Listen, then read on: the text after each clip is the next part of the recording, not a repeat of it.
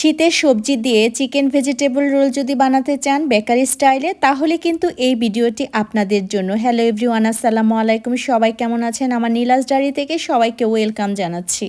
আজকে আপনাদেরকে যে আমি চিকেন ভেজিটেবল রোলটা দেখাবো, একদম এ টু জেড দেখিয়ে দিব।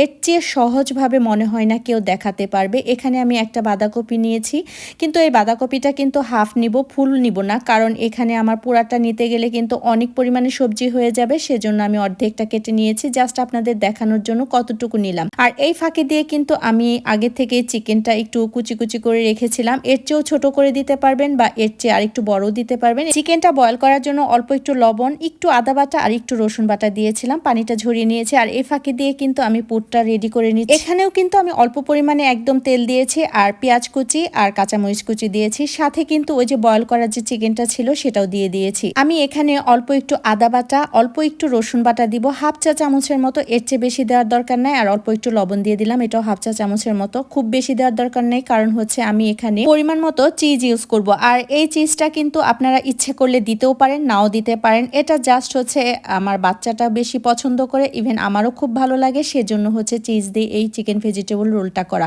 আপনারা কিন্তু চাইলে চিজের পরিবর্তে নর্মালভাবে আমি যেভাবে দেখালাম এভাবেও করতে পারবেন। এখানে চিকেন ছাড়াও করতে পারবেন, ভেজিটেবল দিয়েও শুধু করতে পারবেন। আমার কাছে মনে হলো যে আরেকটু চিজ লাগবে, সেজন্য আমি আরেক চা চামচ হচ্ছে চিজ দিয়ে দিলাম। চিজ দেওয়ার একটাই কারণ, এখানে চিজটা দিলে একটু ক্রিমি ক্রিমি টাইপের হয়। চলেন এখন আপনাদেরকে ব্যাটারটা দেখিয়ে দিই কিভাবে তৈরি করবেন। এখানে কিন্তু আমার নর্মাল টেম্পারেচারে থাকা 2টা ডিম নিয়েছি। আমি ঠিক যেভাবে দেখিয়ে দিব আপনারা যদি সেইভাবে ফলো করেন তাহলে কিন্তু আমার মতো একুরেট হবে।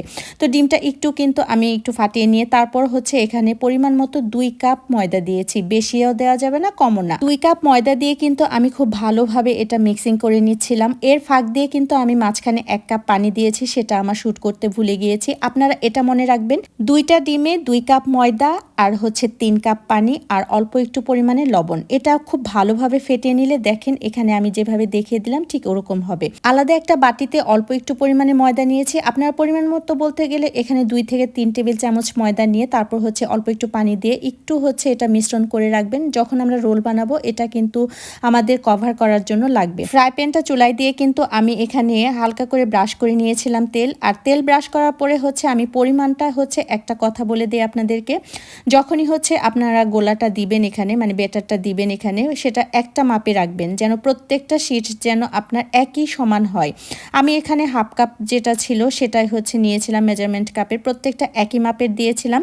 এবং সিস্টেমটা কিন্তু প্রত্যেকটা একই রকম। ফার্স্টে হচ্ছে তেল ব্রাশ করে নেবেন, তারপর হচ্ছে পরিমাণ মতো হচ্ছে এখানে আপনারা গোলাটা দিয়ে দিবেন, কারণ হচ্ছে শীটটা যেন সবটা একই মাপের হয়।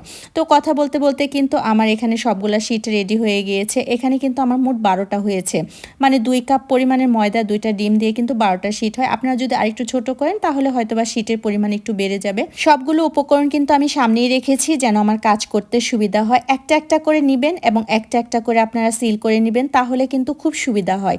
ওই যে আমি একটা মিশ্রণ করে রেখেছিলাম সেটা কিন্তু এই যে সাইড দিয়ে আপনারা খুব ভালোভাবে লাগিয়ে দিবেন। আমি কিন্তু আপনাদেরকে 2টার মতো দেখিয়ে দিলাম। এটা কিন্তু খুবই সহজ, 2-5টা লাগিয়ে তারপর হচ্ছে আপনারা রোল করে নেবেন। এর চেয়ে সহজ মনে হয় না কেউ আপনাদেরকে দেখাতে পারবে, কারণ এই জিনিসটা খুবই সহজ। স্টেপ বাই স্টেপ করলে কিন্তু অনেক তাড়াতাড়ি হয়ে যায়।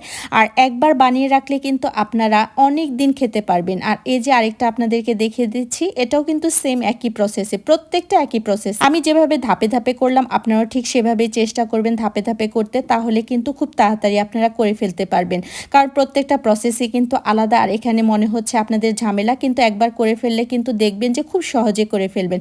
এই যে দেখেন আমার সবগুলা কিন্তু রেডি। এখন আমরা এটাকে যেহেতু ভাজবো সেটাও আমি দেখিয়ে দিচ্ছি। অল্প একটু লবণ দিয়ে একটা ডিম কিন্তু ফাটিয়ে নিয়েছি। তো ডিমটা ফাটিয়ে এটা কিন্তু ডিমের ভেতরে ভালোভাবে মিশিয়ে তারপর এখানে আমি হচ্ছে ব্রেড ক্রাম্ব নিয়েছিলাম। এটা আমি ঘরেই বানিয়েছিলাম, তো এটাই আমি হচ্ছে দিয়ে ভাজবো, কারণ আমার কাছে মনে হয়েছে বিস্কিটের যে গুঁড়াটা আছে ওটার চেয়ে হচ্ছে ব্রেড ক্রাম্বটাই সবচেয়ে বেশি ভালো হবে।